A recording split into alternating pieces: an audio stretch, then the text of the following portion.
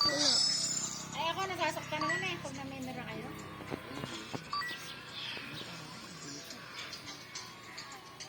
Puno guys. Higa tayo guys. Oo, puno. Dito po kami sa likod ng aming bahay. Aming bahay.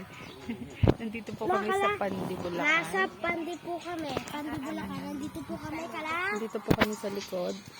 Kasi po, Nandito po kami kala Lola Ina. kilalulayin.